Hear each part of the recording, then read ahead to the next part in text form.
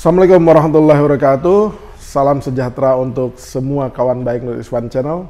Salam menjernihkan pikiran dan menebar kebaikan. Kawan baik, kita akan melanjutkan serial tentang isu-isu yang paling penting yang merupakan pekerjaan besar, pekerjaan rumah besar untuk presiden mendatang atau pemerintahan mendatang, yang sebenarnya masalah ini juga udah dihadapi bertahun-tahun yang lalu, tetapi membutuhkan keseriusan dalam penanganannya. Kemarin kita bahas soal pengangguran, ya, yang paling pokok.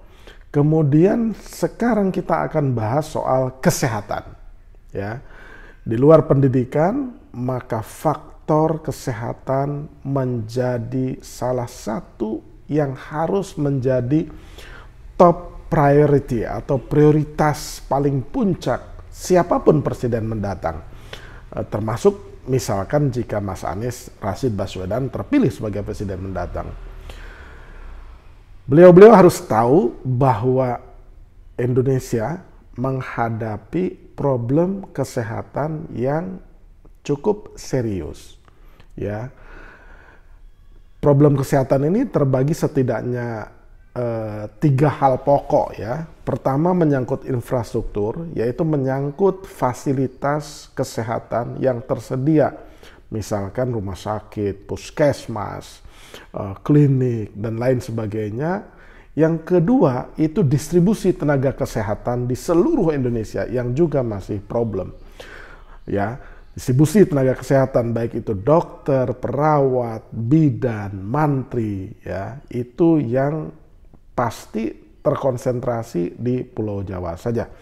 Dan di Pulau Jawa pun mungkin juga rasio antara pasien dengan dokter atau pasien dengan rumah sakit juga masih problem. Dan yang problem ketiga adalah soal pembiayaan atau pendanaan atau anggaran kesehatan.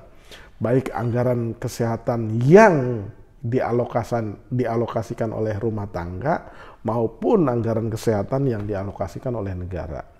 Nah, hanya saja kali ini sebelum kita berbicara panjang lebar tentang fakta-fakta atau data faktual tentang infrastruktur kesehatan atau tenaga kesehatan, yang paling pokok adalah kita mengetahui penyakit apa saja sih yang di Indonesia ini menjadi masalah serius. Biasanya lembaga-lembaga kesehatan termasuk WHO, ya. WHO ini adalah badan PBB yang khusus mengurusi tentang urusan kesehatan. Jadi World Health Organization, jadi organisasi kesehatan dunia.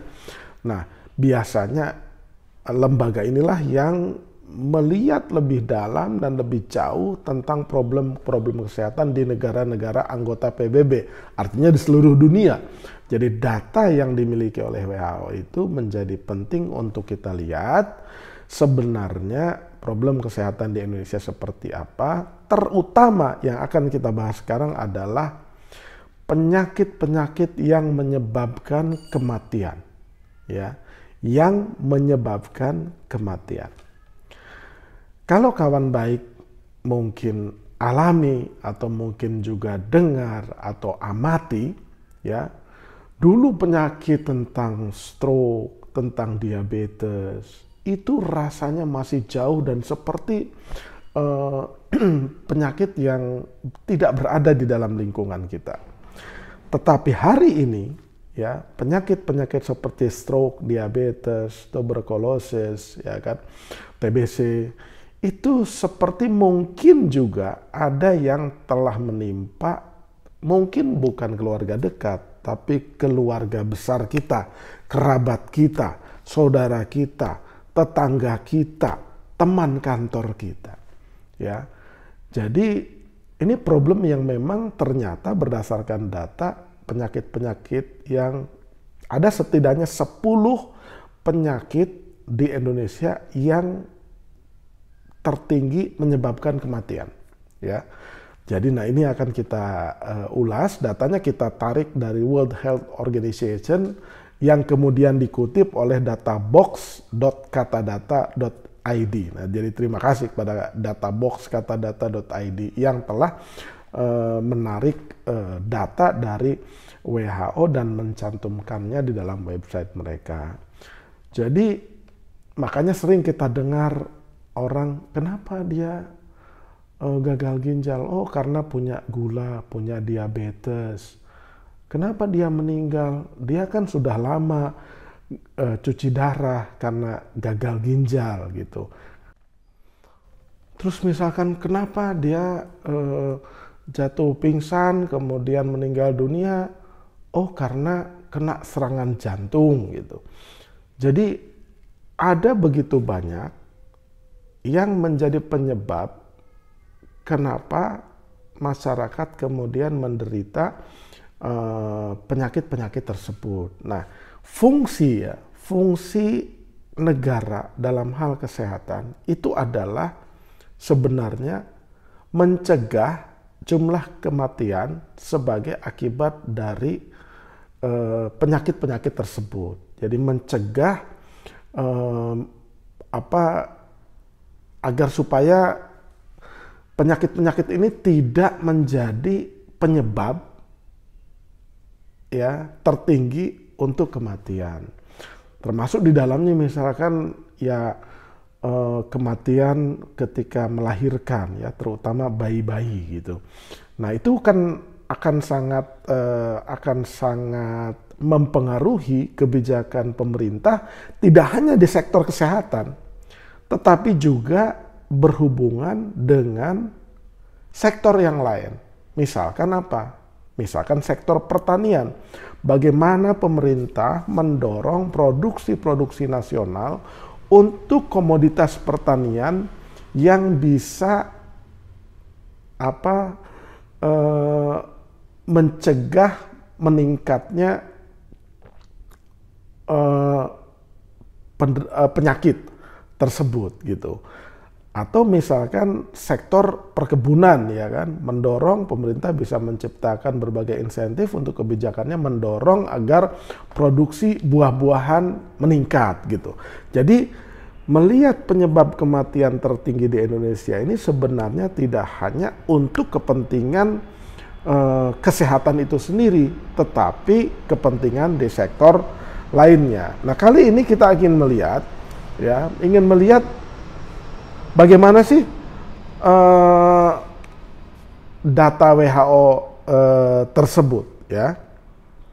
Jadi data Organisasi Kesehatan Dunia WHO menunjukkan terdapat 10 penyakit sebagai penyebab kematian tertinggi di Indonesia. Urutan pertama adalah stroke. 131,8 kasus kematian per 100.000 penduduk. Kedua, ada jantung iskemik atau penyebab serangan jantung dengan 95,68 kasus. Di urutan ketiga dengan gap yang cukup jauh ada ini dia, diabetes mellitus atau penyakit gula ya, yakni 40,78 kasus, ingat, per 100.000 penduduk. Keempat, ada tuberkulosis sebesar 33,24 kasus. Tipis di bawahnya yang kelima ada sirosis hati dengan persentase 33,06 kasus. Di urutan terakhir adalah neonatal atau kematian bayi baru sebesar 16,77 kasus. Nah, kata WHO, memantau jumlah kematian tahunan akan membantu mengatasi penyebabnya gitu, dan mengadaptasi sistem kesehatan agar bereaksi secara efektif. Temuan ini pun bisa dipakai sebagai dasar perbaikan sektor lain. Misalnya, ya itu tadi misalnya sektor pertanian gitu. Memahami alasan mengapa orang meninggal dapat membantu memahami cara orang hidup untuk meningkatkan layanan kesehatan dan mengurangi kematian yang dapat dicegah di setiap negara. Merespon perubahan keadaan epidemiologis secara efektif, tulis WHO. Gitu. Jadi kembali lagi, kalau kita lihat data ini ya, memang tidak mengherankan di antara 100.000 penduduk itu ada sekitar 131 kasus stroke gitu. Jadi tidak mengherankan, terutama kawan baik yang usianya mungkin udah di atas 40 tahun atau 50 tahun kan obrolannya ya pasti tentang asam urat berapa, kolesterol berapa, ya kan. Nah, itu harus dijaga betul asupannya, karena metabolisme tubuh orang di usia di atas 50 itu kan memang sudah berbeda. Kalau dulu kuat makan jeroan misalkan, kadang-kadang tidak sadar gitu, padahal udah di atas 50 makan jeroannya banyak betul gitu, kebanyakan, akhirnya kan kolaps gitu. Nah, itu bisa menyebabkan itu tadi. Nah, jadi ranking pertama itu stroke, kedua jantung, ketiga diabetes, keempat TBC, kelima sirosis hati, ya, keenam paru-paru kronis, ketujuh diare, nah, kedelapan hipertensi. Nah, ini hipertensi itu tekanan darahnya tinggi, akhirnya bisa pecah tuh pembuluh darahnya. Makanya hati-hati tuh gitu. Kalau orang menyebut darah tinggi itu, wah itu suka marah misalkan. Ya sebenarnya tidak hanya itu ada tekanan darahnya. Misalkan 90 per 110. Kalau tekanan darah di usia 40-50 nih kira-kira 120, 130 itu normal. Kalau lebih dari 160, 170 itu udah harus warning gitu ya. Jadi setelah hipertensi itu ranking ke-9-nya infeksi saluran pernapasan, dan yang terakhir itu neonatal. Inilah masalah yang akan dihadapi siapapun presidennya, siapapun pemerintahannya, harus berusaha untuk menurunkan ya tingkat penyakit ini, tingkat kematian akibat penyakit ini, dengan cara bagaimana itu rahasia para strategis ya, para ahli strategi untuk menyusun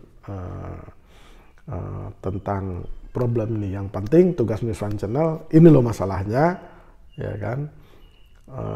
Ini yang harus juga dijadikan prioritas utama ya, di luar yang kemarin pengangguran, kesehatan. Nanti kesehatan kita akan bahas sub bagian yang lain. Mudah-mudahan ini bisa menjadi masukan berarti untuk tidak hanya kawan baik ya, supaya menjaga kesehatannya, karena itu tadi ada 10 penyakit dengan penyebab kematian tertinggi. Ya, hati-hati menjaga kesehatan, dan terlebih lagi kita berharap pemerintahan mendatang, misalkan Mas Anies terpilih, ya kan, ini juga harus menjadi concern dan prioritas utama. Jangan lupa subscribe, like, share, dan komen News One Channel. Terima kasih.